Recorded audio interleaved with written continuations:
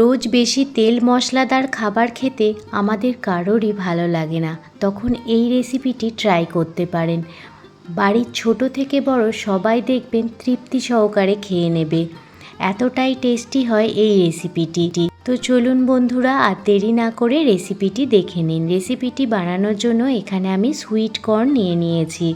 আপনারা বাজারে খুব সহজেই সুইট কর্ন পেয়ে যাবেন, আর এই সুইট কর্ন খেতেও ভীষণ ভালো। সুইট কর্নগুলো প্রথমে জল দিয়ে 2 থেকে 3 বার ভালোভাবে ধুয়ে নেব। অবশ্যই সুইট কর্ন রান্না করার আগে 2 থেকে 3 বার ভালোভাবে জল দিয়ে ধুয়ে নেবেন। কর্নের মধ্যে যেই সুতো সুতো অংশগুলো আছে এগুলো ফেলে দেব। এবার একটি কুকার নিয়ে নিয়েছি, কুকারের মধ্যে সুইট কর্নটা দিয়ে দিয়েছি, দিয়ে পরিমাণ মতো জল দিয়ে দিলাম আর স্বাদ মতো লবণ দিয়ে দিলাম। সুইট কর্নটা 2টো সিটি দিয়ে প্রথমে সিদ্ধ করে নেব। আর নিয়ে নিয়েছি মাশরুম। এখানে আমি আমার পরিমাণ মতো মাশরুম নিয়ে নিয়েছি। মাশরুমগুলো দেখুন এইভাবে কেটে নিচ্ছি। প্রথমে মাশরুমগুলো গোটাই ভালোভাবে জল দিয়ে ধুয়ে নিয়েছি। ধুয়ে নেওয়ার পর মাশরুমগুলো এই রকম পাতলা পাতলা করে কেটে নিচ্ছি। আজ সুইট কর্ন এবং মাশরুম দিয়ে একটি দুর্দান্ত স্বাদের রেসিপি আপনাদের সাথে শেয়ার করব। এটা খুবই হেলদিও হবে এবং টেস্টিও হবে। একবার এইভাবে আপনারা যদি বাড়িতে বানিয়ে দেন, বাড়ির ছোট থেকে বড় সবাই দেখবেন খুব পছন্দ করবে। খুব সুন্দরভাবে দেখুন মাশরুমগুলো সমস্ত কেটে নিয়েছি।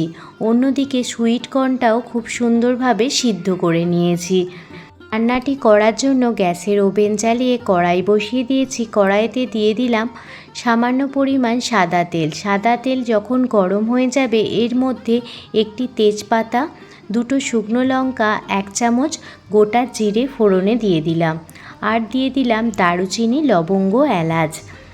ফোড়নটা প্রথমে ভালোভাবে ভেজে নেব। ফোড়ন থেকে মিষ্টি সুগন্ধ বের হতে শুরু হলে এর মধ্যে দিয়ে দেব কিছু গোলমরিচ।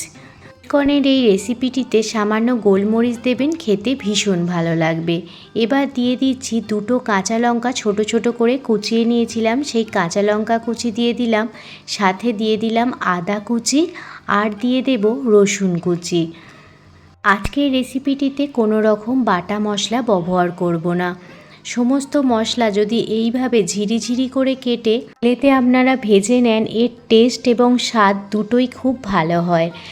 আদা, রসুন, কাঁচা লঙ্কা খুব ভালোভাবে ভেজে নেওয়ার পর এর মধ্যে 2টো মিডিয়াম সাইজের পেঁয়াজও ঝিরিঝিরি করে কুচিয়ে দিয়ে দিলাম। আদা, রসুন, পেঁয়াজ খুব ভালোভাবে ভেজে নিতে হবে, যাতে কোনো রকম কাঁচা গন্ধ না বের হয়। যখন আদা, রসুন, পেঁয়াজ ভালোভাবে ভাজা হয়ে গেছে তখন এর মধ্যে দিয়ে দিচ্ছি ক্যাপসিকাম কুচি। সুইট কর্নের এই রেসিপিটিতে সামান্য ক্যাপসিকাম দিলে খেতে ভীষণ ভালো লাগে। ক্যাপসিকামটাও পেঁয়াজ রসুনের সাথে ভালো করে ভেজে নেব। খুব বেশি ভাজার কোনো সবজিরই প্রয়োজন নেই। এখানে সবজিগুলো হালকা করে ভেজে নিলেই খেতে ভীষণ ভালো লাগবে। এবার এর মধ্যে দিয়ে দিচ্ছি ছোট ছোট করে কেটে রাখা 2টো আলু। 2টো মিডিয়াম সাইজের আলু ছোট ছোট করে কেটে নিয়েছিলাম, সেটি দিয়ে দিলাম। আলুগুলো কিন্তু আমি ভেজে নিইনি। এবার দিয়ে দিচ্ছি মাশরুমগুলো। যে মাশরুমগুলো আমি কেটে নিয়েছিলাম সেই মাশরুমগুলো দিয়ে দিলাম। এবার মাশরুম, আলু, ক্যাপসিকাম সমস্ত সবজি মশলার সাথে ভালোভাবে মিশিয়ে নেব। আমাদের সবারই তেল মশলাযুক্ত খাবার খেতে প্রত্যেক দিন ভালো লাগে না, তখন এইভাবে আপনারা বানিয়ে নিতে পারেন।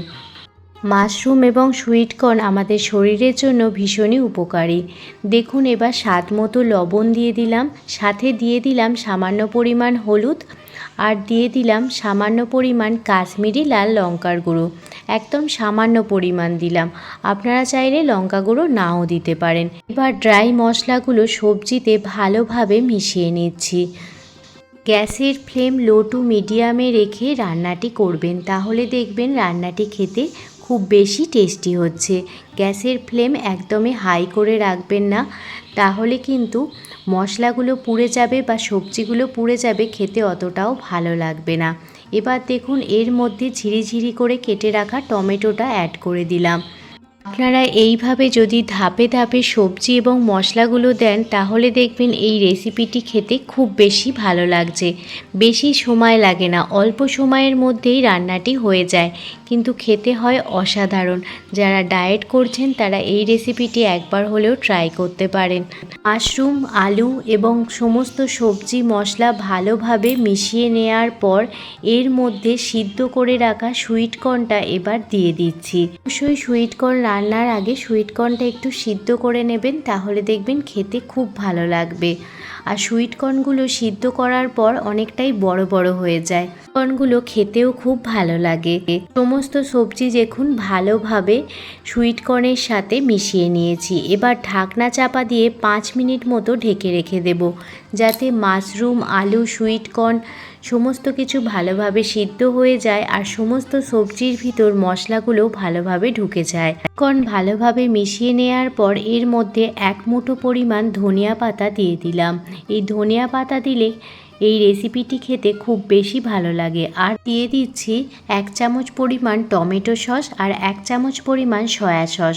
সয়া সসটা আপনাদের দেখানো হয়নি, আপনারাও কিন্তু অবশ্যই 1 চামচ সয়া সস দিয়ে দেবেন, তাহলে দেখবেন খেতে ভীষণ ভালো লাগছে রেসিপিটি। সমস্ত কিছু ভালোভাবে মিশিয়ে নেওয়ার পর একবার লবণটা চেক করে নেবেন। যেহেতু সুইট কর্ন সিদ্ধর সময় লবণ দিয়েছিলাম এবং সবজিতেও লবণ ছিল, সেই জন্য রেসিপিতে লবণটা ঠিকই ছিল। আপনারা অবশ্যই একবার চেক করে নেবেন। এবার ঢাকনা চাপা দিয়ে 5 মিনিট মতো ঢেকে রেখে দেব, যাতে সমস্ত সবজিগুলো খুব ভালোভাবে সিদ্ধ হয়ে যায়। 5 মিনিট পর ফিরে এসেছি আর আপনাদের দেখাচ্ছি, দেখুন সুইট কর্নের রেসিপিটি একদমই রেডি হয়ে গেছে। আলুও খুব সুন্দরভাবে দেখুন সিদ্ধ হয়ে গেছে, আর সুইট কর্ন তো আগে থেকে সিদ্ধই ছিল। নামানোর আগে আমি এখানে 1 চামচ পরিমাণ ম্যাগি মশলা দিয়ে দিচ্ছি। আপনারা চাইলে আমচুর পাউডারও দিতে পারেন। সুইট কর্ন এবং মাশরুমের রেসিপিটি একদমই রেডি হয়ে গেছে। একবার হলেও এইভাবে সুইট কর্ন মাশরুমের এই রেসিপিটি বাড়িতে বানিয়ে দেখতে পারেন। বাড়ির সবাই দেখবেন খুব পছন্দ করবে। যদি রেসিপিটি ভালো লেগে থাকে প্লিজ একটি লাইক, কমেন্ট, শেয়ার এবং সাবস্ক্রাইব করে আমার পাশে থাকবেন।